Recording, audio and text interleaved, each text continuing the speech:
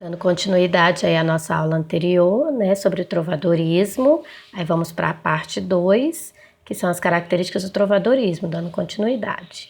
Os trovadores escreveram ainda outros dois tipos de cantiga, a de escárnio e a de maldizer.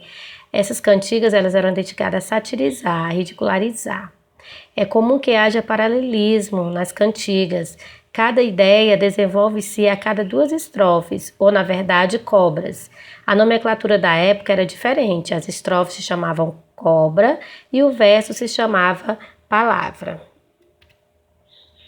Trovadorismo em Portugal. O trovadorismo galego-português desenvolveu-se, em termos gerais, em finais do século XII. Os pesquisadores apontam sua gênese em Cantiga de Paio Soares de Taveiróis, dedicada a Maria Paz Ribeiro, a favorita do rei Sancho I, que viveu entre os anos de 1154 a 1211. É importante aí salientar que a literatura portuguesa do século XII não possuía ainda uma nação de identidade nacional, ou seja, não se falava ainda a nossa língua, plenamente instituída. O território fazia parte do condado portugalense e do condado de Galícia, terras dadas como presente de casamento a soldados cruzados que desposaram duas moças nobres. E aí tem a relação também das posses de terra. Dentro do trovadorismo em Portugal, nós temos dois grandes escritores, né, trovadorista, dentro aí do trovadorismo em Portugal, que é Dom I Henrique e Dom Diniz I. Dom Afonso I Henrique, ele transformou os dois condados em um reinado, mas ele mesmo só foi conhecido como monarca ao reconquistar essas terras, resguardado pelo poder da força da cristandade. A questão é da religião. A identidade dos trovadores, portanto, não era portuguesa, mas ibérica e hispânica. A origem desses compositores era Leão, Galícia, o reino português, Castela e etc. Dom Diniz I, no final do século XIII, quem estabeleceu a língua galego-portuguesa como oficial do reino, junto às primeiras universidades. Então, quem oficializou aí a língua galego-portuguesa foi Dom Diniz I. E ele mesmo era um rei trovador, ou seja, ele encantoava, né, as canções, as cantigas. O monarca poeta queria que Portugal se constituísse como nação, de fato, incentivando a identidade cultural e o trovadorismo. O movimento foi, portanto, muito importante para o desenvolvimento do idioma e da cultura portuguesa.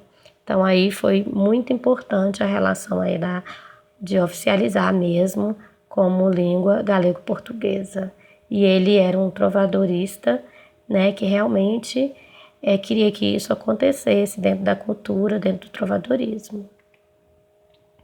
Autores e obras de trovadorismo. A gente vai ver aí, houve grande número de autores das cantigas galego-portuguesa, parte deles de origem desconhecida, anônima. Sabe-se, contudo, que a arte trovadoresca é, em sua grande maioria, de autoria dos grandes senhores medievais ibéricos. Além dos trovadores, havia também os jograis, autores que proviam das classes populares, que não apenas interpretavam as cantigas, mas também os compunha. Então aí tinha a relação dos trovadores medievais, que eles eram ibéricos, e havia também os jograis, que eram aqueles autores, né, que proviam classes populares, classes mais pobres, e interpretavam, além de interpretar, eles faziam a composição dessas cantigas.